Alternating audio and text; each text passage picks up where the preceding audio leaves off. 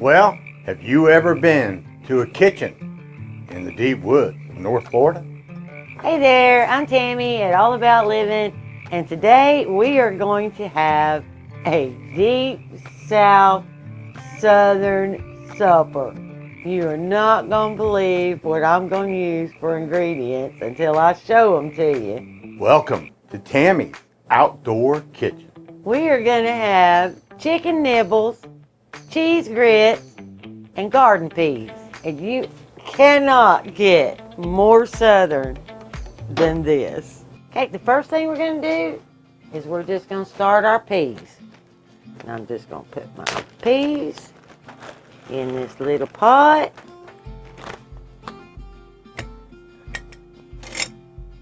With a good tablespoon of butter.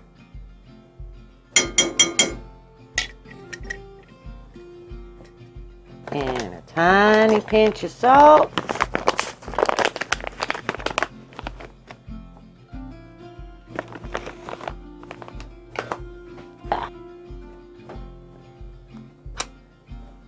We're just going to put those on low, as far as the stove will go. Put the lid on. That's ready. Done. Now we're going to start our grits. Okay, for grits you need 3 cups of water for 1 cup of grits.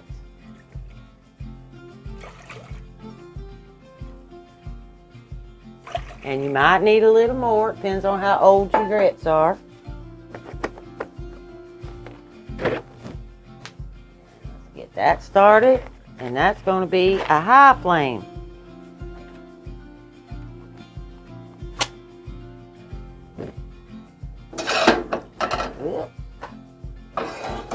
Slide that right there.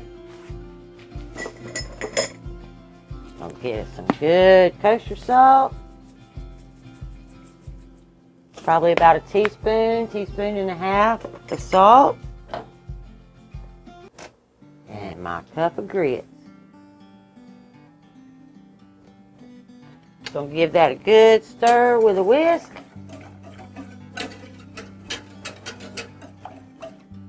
Put that lid on, let it come to a boil. Now, we're gonna start our chicken nibbles. Come on over. I don't know if you know the difference between salts, but like kosher salt is like thicker. The granules are much bigger. And so for like pastas and grits and anything like that, I 99% of the time use kosher salt. I just prefer the flavor, the taste, the way it is. But for this recipe today, and you saw me put them in the peas, it really doesn't matter with the peas. I would have used kosher, but the Himalayan salt was already sitting here. It has a very fine grain, and I'm going to mix my salt into my flour to make my chicken nibbles. So I want a finer so that when I mix it, it incorporates a whole lot better than the kosher salt. Now we're going to get our chicken nibbles ready. And our chicken nibbles are chicken liver. Now I know, don't click off the video. They are good and they are good for you. I grew up eating them. They're wonderful. So let's just get to doing it. Alright. You'll need 1/3 a cup of flour. And you will need 1 teaspoon of ginger. Y'all know I like my ginger. It's good for you. Good for what ails you. Everything. And we are going to need a quarter cup. Yeah, we need a quarter cup of crushed. Yeah. 1/4 teaspoon of crushed red peppers.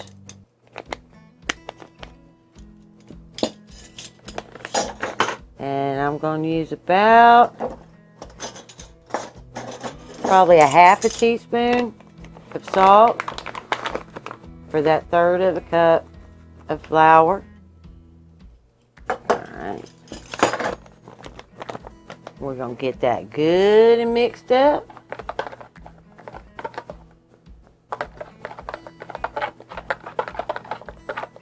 Uh-oh. My grits are boiling. I gotta get over to the grits. Okay, and the secret to good grits, and these are real grits, not 5-minute grits. These are the kind you have to cook. You keep them stirred. And you let that water just kind of evaporate out while you stir. And you'll have silky smooth grits. And like I said, the secret to good grits is that you just keep stirring. And the more you stir them, the silkier they get. Now I want to turn it down just a little bit. I'm going to turn it down to a medium. And you got to stay with it, because once it starts to see that popping, if you're not stirring good and hard, they will pop, and they hurt when they hit you. So what you're looking for is you're going to boil them, and you're going to stir them until they get thick.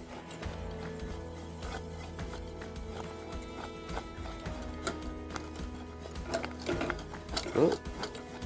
I'm going to turn it down a little more. I'm really spattering here.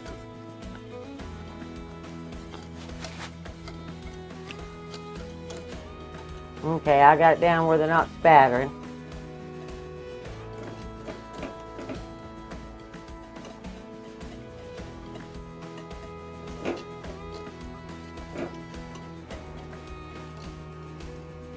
Okay, now I'm going to add me a couple of tablespoons of butter.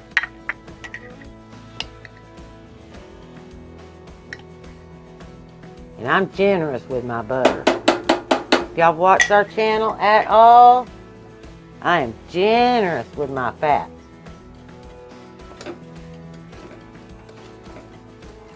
Okay, you keep on stirring. It is so worth it. So worth it.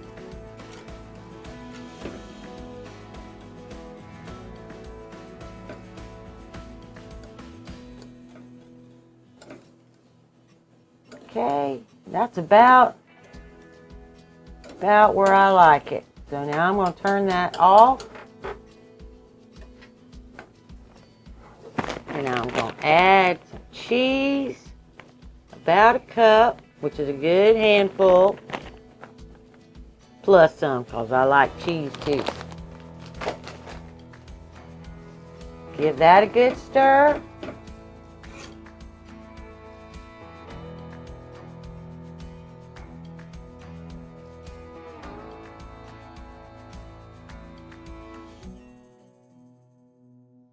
Now you're talking. That's grits right there. We're going to put the lid on that. It's ready to go. Now let's finish those nibbles. Okay, you're going to need some thick cut bacon. Preferably a pretty good, a good brand. What we're going to do is we're going to cut that directly in half. Just like that. Easy peasy, just cut it in half. Now,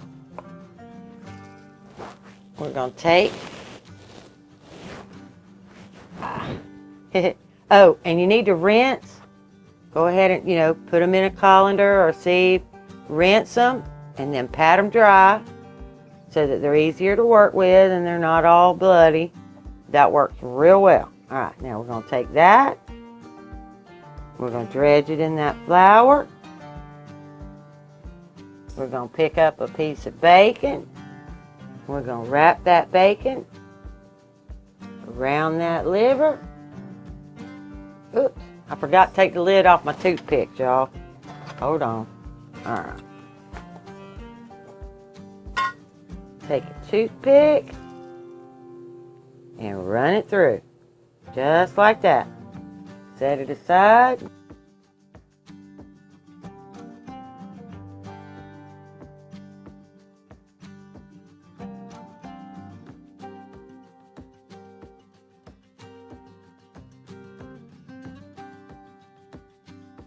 toothpick and run it through. And just do that through all of them. If you get a big piece like that, go ahead and cut that in half.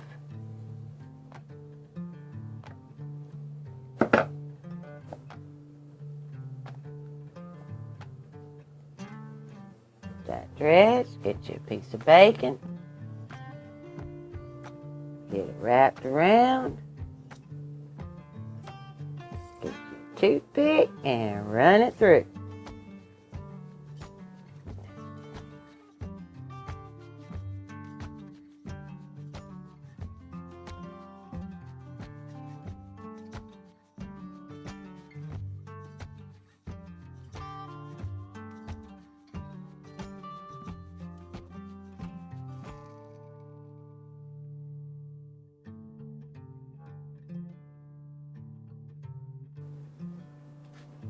Okay, now that I've got it halfway battered, because we're going to go back over there, but right now I need to get my eyes on, and I need hot oil, but I'm using both eyes, so I kind of want to gauge it so that it doesn't get too hot, but I want them to fry. If you're using a regular frying pan, then you just want it hot to fry. And I'll show you how to tell when your grease is hot in just a minute.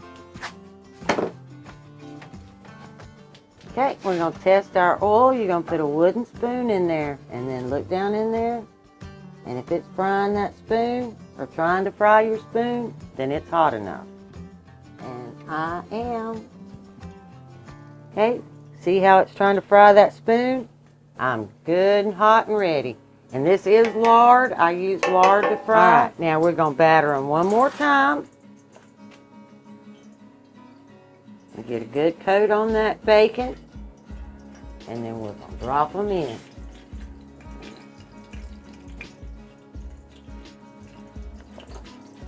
Y'all know I use my fish cooker because I like doing everything all at one time. Not a bunch of batches. Trust me, y'all. This is like one of my absolute favorite meals. I used to love this growing up.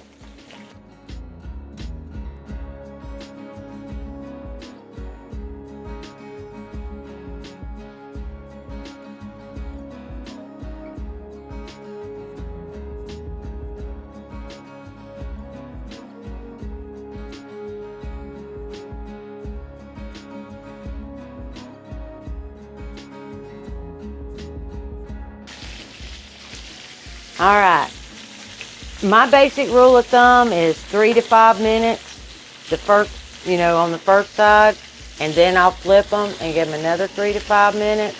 If I don't think they're done, I'll just flip them again until I know for sure that they're done. Okay, and see how nice and pretty and brown this is? And this is with new lard. Lard makes the best, absolute best browning oil ever.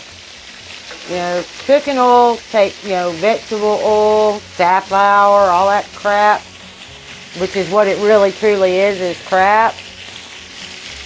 You'll have to use it 3 or 4 times to get a brown that pretty. Just saying. Okay. These are done. So I'm just going to get them set up on this tray to drain while I make my plate. I cannot wait.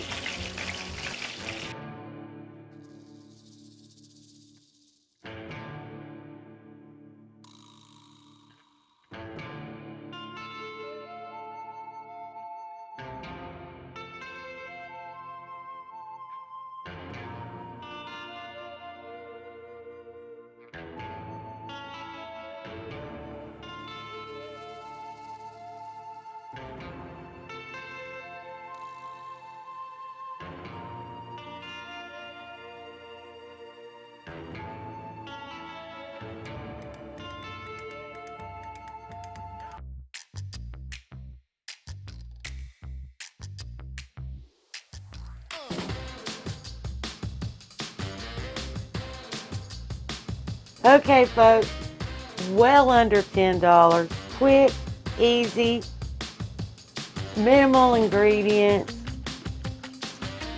I hope you guys enjoyed the video as much as I enjoyed making it for you. I will see you in the next one.